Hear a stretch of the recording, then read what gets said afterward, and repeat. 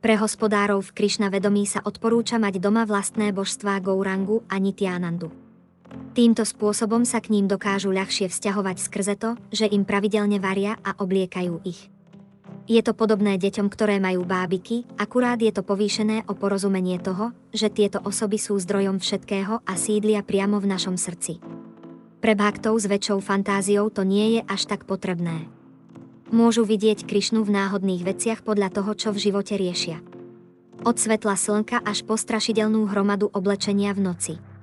Vedomie funguje reciprokačne. Ak nám niečo subjektívne dáva zmysel a nejaký vzťah, tak len preto, lebo tam je Krišna. V podmienenom vedomí ale nie sme schopní moc vnímať, že všetky interakcie spočívajú na Krišnovi. Vysvetľujeme si to ako rôzne typy síl s určitou hierarchiou. Prijať fakt toho, že to všetko spočíva len na jednej osobe, je trochu desivé. Určitým spôsobom je preto aj poznanie prekážkou. Odanosť Krišnovi má vlastnú intersubjektívnu realitu, v ktorej sú všetci bhaktovia viac opatrní, pretože dobre vedia, aký je Krišna nepredvídateľný. Z televízie a internetu sme zvyknutí vzhliadať k politikom a celebritám. Krišna pôsobí príliš abstraktne. V našej kultúre je táto tradícia nezvyčajná, no v krajinách ako India patrí ku rodinným zvykom. Veľká časť domácností sa tam venuje uctievaniu božstiev a rôznych polobohov. Vďaka ich priazni sa potom mení atmosféra celého okolia. Preto väčšie chrámy a spoločné uctievanie tvorí zázemie pre hospodárov a rozvoj živej infraštruktúry, ktorá tvorí viac priateľské prostredie. Službou Krišnovi sú ale zahrnutí už všetci. Je to podobné vláde, no s určitými odlišnosťami. Krišna je prezident, ale ako nezávislý autokrat netvorí žiadne činnosti a zostáva nezaujatý. Podmienené duše nie sú schopné vnímať ani polobohov natož Krišnu. Tento typ služby vzniká iba s nárastom kvality dobra. Kvalita dobra sa prejavuje štúdiom, vierou a schopnosťou odriekať. Bez zamestnania v službe Krišnovi ale vedie k pýche a strate inteligencie. Následkom toho duša zabúda na svoje povinnosti a chce si len užívať na úkor ostatných. Každý fungujúci systém tvoria tí, ktorí sa ho snažia udržiavať, zlepšovať a napokon tí, ktorí ho len využívajú. Karma funguje na princípe obete. Vždy, keď si berieme bez toho, aby sme dali nejakú protihodnotu, tak si čerpáme svoju zbožnú karmu. Keď sa minie, tak nás vyššie sily postupne odstrihnú od zdroja alebo presunú do iného tela. Preto existuje aj také príslovie, že vietor nemusí vždy fúkať len z jednej strany. Výnimkou sú len bhaktovia, ktorí jednajú v záujme Krišnu a preto je ich život kontrolovaný ním do miery, akej sa mu odovzdali. Ani sily démonov, duchov a polobohov nemôžu ovplyvniť to, čo chce Krišna. V jeho jednaní a našim porozumením situácie sú ale takmer vždy väčšie či menšie medzery. Veľkú časť internetu tvoria rôzne polemiky medzi démonmi alebo inak povedané politikmi. Oni ale tiež nejednajú nezávisle, sú podriadení určitej autorite a tá autorita zas podlieha polobohom alebo asurom. Takto vznikajú rôzne konflikty, ktoré neustále zamestnávajú myseľ materialistov. Stav nášho vedomia a pozornosť má veľkú silu, preto sú aj rôzne zložky systému nastavené tak, aby ho opätovne udržovali v rovnakých medziach. Dialekticky sú ale nefunkčné časti skôr či neskôr pripravené o svoju funkčnosť. Či si to už uvedomujeme alebo nie, dianie v spoločnosti ovládajú polobohovia, nie politici. Kvôli vplyvu nižších kvalít je ale ich jednanie skryté a častokrát prejavené až v negatívnych kontúrach.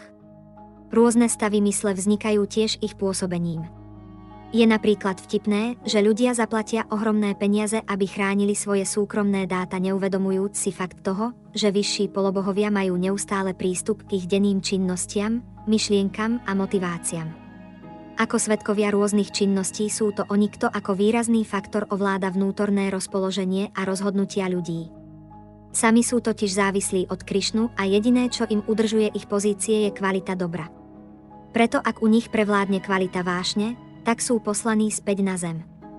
Bhakti zmiešaná s kvalitou dobra prináša pochopenie, že ich jednanie je v skutočnosti vždy len Krišna a to, čo v ich úsudku ide proti nemu, ich zabíja.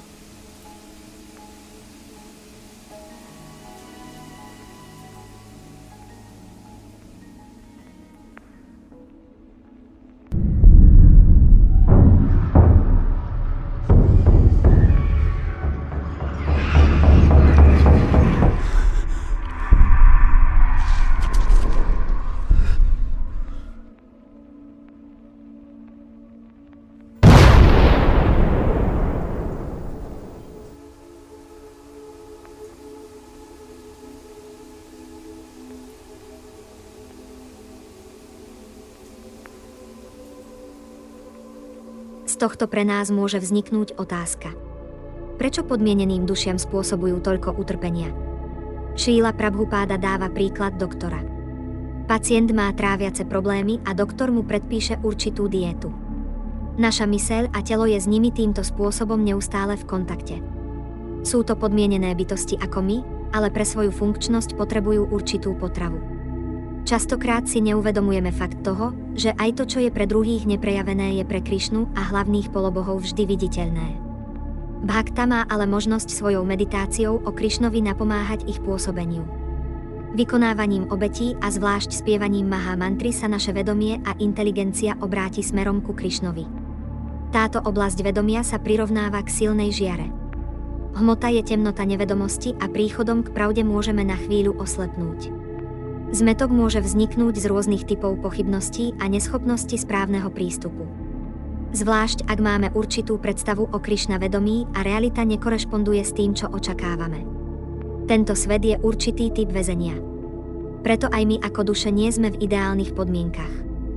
Trpíme kvôli iným živým bytostiam, kvôli svojmu telu, mysli a napokon aj kvôli polobohom, ktorí tiež riešia len svoje vlastné záujmy, akurát na vyššej úrovni vedomia sledujúc budúcnosť a realitu z vyššej perspektívy času. Sú ako rodičia detí, ktoré sa učia chodiť. Chápu, že zmyslom života je Krišna, ale vo svojej pozícii nie sú schopní väčšej zmeny. Preto sa hovorí, že zrodenie na Zemi je výhodou, aj keď predstavuje veľké výzvy. Napriek tomu ale vidíme, že aj tá malá miera toho, čo získame, z nás robí často príšery. V tomto uvedomení zisťujeme, že jediným skutočným dobrodincom sú Krišna a bhaktovia. Hlavne u osôb, ktoré sa prelúskali knihami Šrílu Prabhupádu, vidíme určitý rozdiel prístupu v chápaní, to ale hneď neznamená, že nemôžu byť stále kreténi. Zvlášť v dnešnej dobe prevláda určitá toxicita vo vzájomnom prístupe medzi osobami. Každý chce byť na koni a nikto v ničom pre druhých nerobí ústupky pri snahe o kooperáciu. Zvlášť odporné jednanie je, keď sa niekto snaží v druhom vzbudiť závisť alebo sa len predvádza pre pozornosť, pričom ostatných nenávidí. O to viac vyniká, keď niekto zachováva opačný postoj a prejavuje určitú striedmosť v jednaní. Preto aj geopoliticky vidíme určité zlyhania v diplomácii. To, čo sa prejavuje v medziľudských vzťahoch, sa totiž prejavuje aj na globálnej úrovni. A mindset ľudí aj na internete je povzbudzovaný k tomu, aby tento postoj prehlbovali. Prejavuje sa to ako prirodzená nedôvera, keď vidíme typ jednania nezlúčiteľný s tým, čo nás inšpiruje. Dokonca aj veľmi pracovitá osoba stráca svoje čaro kvôli pýche a arogancii. Naopak, určitá forma zraniteľnosti a neistoty je prejavom toho, že sa osoba chce učiť a nemá prehnanú mienku o vlastnom sebaobraze či pochopení toho, ako veci fungujú. Všetci majú určité slepé body a schopnosť vnímať tie nedostatky je plusom. Kultúra cynizmu je naopak prejavom neistoty. Jordan Peterson v Maps of Meaning vysvetľuje, že autorita vzniká na základe mnohých bodov, ktoré musia existovať simultáne. Napríklad starosta mesta, ktorý nemá predstavu ani pochopenie pre prácu, ktorú robia jednotliví zamestnanci denne, aby bolo udržané mesto v chode, sa nakoniec stane cudzincom vo svojom vlastnom meste. Ak nie sme schopní niekoho vidieť, on prestane vidieť nás. Toto odcudzenie sa prejavuje vzájomne. Uvedomenie si týchto vecí patrí k druhu odriekania. Každý má právo povedať si svoj názor, ale ak by sme mali ísť do detailov, tak všetci máme slepé miesta a body, kde sa popálime a kde nie sme schopní správne vidieť iných a ich druh utrpenia a spôsob toho, čo si musia odriecť, aby ostatní dostali to, čo potrebujú. Kultúra v základe je založená na tom minime rešpektu, kde sa osoba neposudzuje len z tej najhrubšej formy vnímania. Základ tohto pochopenia spočíva vo viere, že realita je v konečnom dôsledku ovládaná najvyššou osobou. Tá každého vedie práve cez tú skúsenosť, ktorú potrebuje a ktorá korešponduje s tým, čo potrebuje zažiť, aby zlepšila stav svojho vedomia.